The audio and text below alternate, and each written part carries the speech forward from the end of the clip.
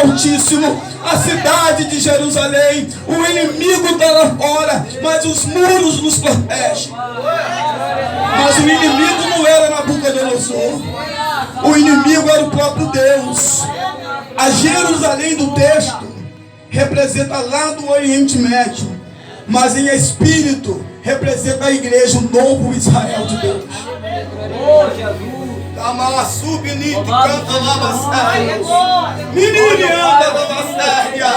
Então nós vamos passar a perceber que Deus se desgosta do pecado.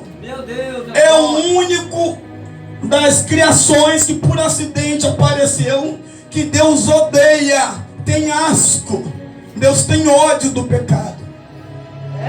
Como Deus vai destruir o pecado sem matar o pecador? Por isso ele criou uma regra chamada religião.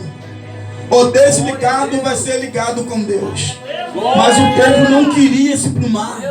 O povo não queria se consertar. E então a fome veio, o cerco aconteceu. Quando eles estavam fragilizados, Zedequias fez uma brecha no muro para fugir. Foi a primeira brecha nos muros que Neemias, no capítulo 6, no versículo 1, disse: eu edifiquei um muro e nele já não há brecha.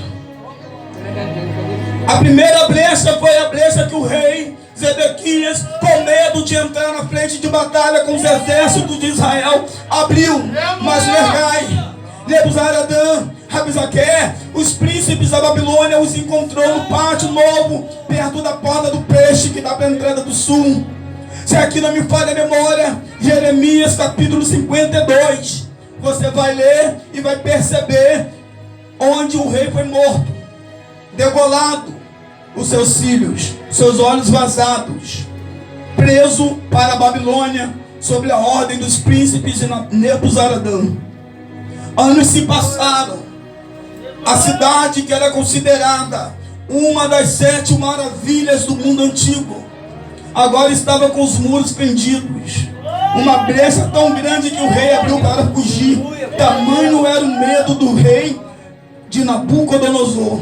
Mas ele esqueceu que o inimigo não era Nabucodonosor. O inimigo era Deus. E ninguém foge de Deus. A cidade foi destruída. A arca da aliança saqueada. Milhares de pessoas ficaram entregues à autoridade de Nebuzaradã. Nebuzaradã é um nome da Babilônia que é atribuído ao deus Nebo. Este deus era um dos grandes favoritos de Nabucodonosor. Era o touro Bel, que foi o nome entregado a Daniel. Beltesazar é chamado de Deus das moscas, o príncipe dos demônios, em Mateus capítulo 12, se não me falha aqui a minha memória, do versículo 13 por diante, onde Jesus vai fazer menção que um reino dividido não fica de pé, e uma casa que luta contra si mesma não fica de pé. O diabo não expulsa o diabo, mas se ele expulsasse Satanás pelo dedo de Deus, certamente era chegar até eles o reino de Deus. Mas quando Jesus faz aquele milagre, os fariseus falaram assim: ele não expulsa demônio, senão pelo príncipe dos demônios, que é Beelzebu. No conceito judaico, Bel é o príncipe dos demônios, chamado de Deus das moscas. Quem está entendendo esse mistério? Já vou entrar na revelação aqui. Deus da mosca. A mosca é um bichinho atraído pela sujeira. A mosca posa aqui, você, ó. Ela dá uma voltinha, mas depois volta para o mesmo lugar. Existe sujeira materiais e existe sujeira espirituais. Se Beelzebu é Deus das moscas, quer dizer o quê? Chefe de uma legião de demônios. É uma infestação. E o que essa infestação ela faz? Como que ela é atraída? Pela brecha, que é uma sujeira espiritual, na casa que é o meu corpo e é o teu corpo, na casa que é a tua vida, a tua mente, o teu coração. Se o diabo dirigir os seus pensamentos, ele controla o teu corpo. Mas se ele controlar o seu coração, ele domina as suas vontades. Quem está entendendo aqui? Não adianta nada ficar abanando, a mosca sabe voltar. O que você tem que fazer? Tirar a sujeira, tapar as brechas. É verdade, Senhor da glória, aleluia. Esse era Daniel. Para o rei era uma honra. Daniel, Bel. Lá no Israel, o príncipe dos demônios era Daniel. Mas vamos lá. O tempo passou. A cidade fora destruída. Homens ficaram sem casa. Casas foram derrubadas. Plantações destruídas ao fogo.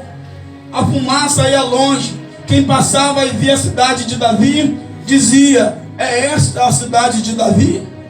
É este o lugar que o povo de Abraão, Isaac e Jacó estava residindo? Porque agiu o Deus deles dessa maneira com eles. 7 períodos de tempos começam a se passar. Após a morte de Nabucodonosor, vai entrar no trono da Babilônia um homem chamado Beltesazar. Após a morte de Beltesazar, vai entrar um homem que o seu nome é Xerxes, ou Ciro. Ciro entra primeiro. Pastor, quem é Ciro? Ciro, a Bíblia fala dele no capítulo 45 do profeta messiânico Isaías. Ciro, ele fez uma campanha missionária para poder vencer as nações, mostrar que o seu poderio, o seu armamento era inigualável em toda a terra, e ele assim o fez, não porque de fato ele era, mas porque Deus era com ele, mesmo antes dele sair do ventre da sua mãe. Se você ler Isaías 45, você vai ver assim diz o Senhor: Ciro, meu ungido, a quem tomo pelas minhas mãos fortes, para bater as nações e os reinos, soltar os lombos dos reis. As portas não se fecharão diante dele. Esse é Ciro. Esse Ciro, ele entra no cenário quando a festa estava acontecendo na Babilônia. O menino Beltesazar estava bebendo cerveja, bebendo vinho, cometendo seus pecados diante dos seus deuses, de acordo com a sua cultura. E eles pedem para tocar nas coisas sagradas de Deus e ainda pegar a santa ceia, os cálices da santa ceia, para tomar vinho. A mão escreve Mene, Mene, Tekel, Parsi, pesado forte na balança e achado em falta. Diz a história bíblica que após a interpretação de Daniel, Dario passa por baixo dos muros do jardim suspenso, invade a sala real e mata o jovem Beltesazar degolado. E agora o reino da Babilônia passa na mão dos persas e do reino da Média, Ciro e Dario. Pastor, quem é Dario? Dario é o filho de Assuero. Assuero viveu na Babilônia no período em que Esther estava presa junto com Mardoqueu. Mas quem é Xerxes? Seria praticamente aqui um neto desse Ciro, desse Dario, da Babilônia, da Pérsia. E agora nós estamos no período de Xerxes. A divisão desse reino era de 10 anos para Ciro e 10 anos para a Pérsia.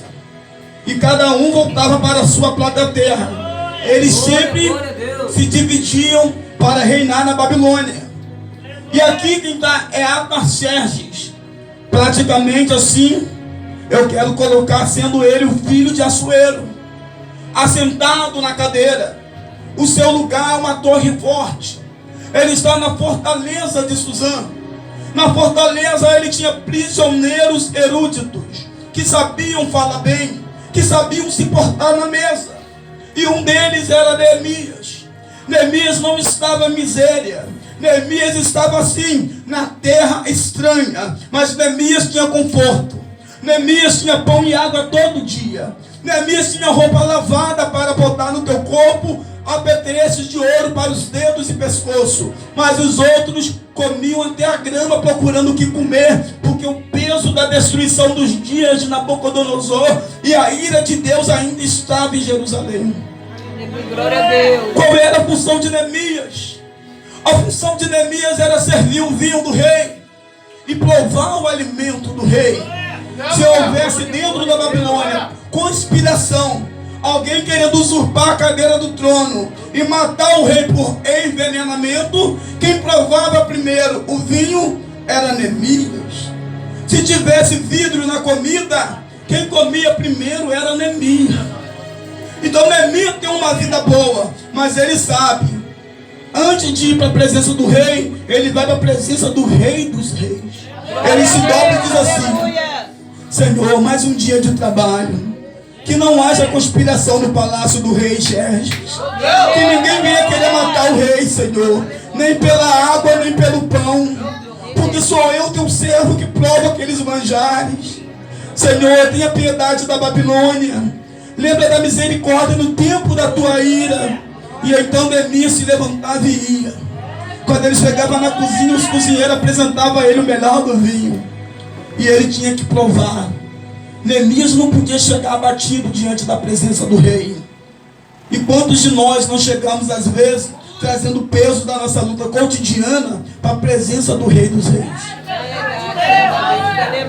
Se a própria Bíblia diz que na presença do Senhor a tristeza salta de alegria, é necessário você procurar buscar no Senhor um renovo, não só para pular no mistério, mas um renovo para sentir presença de estar nos átrios da casa do Senhor. Ah, meu Deus, isso aqui é tremendo. Neemias, ele se preocupa com como ele vai se apresentar diante de Xerxes. E quando ele entra, ele não consegue camuflar, porque ele foi visitado por alguns que vieram da deportação, que sobreviveram ali, escaparam. No capítulo 1 você vai ver. Aí chegou Anani e alguns outros foram de algum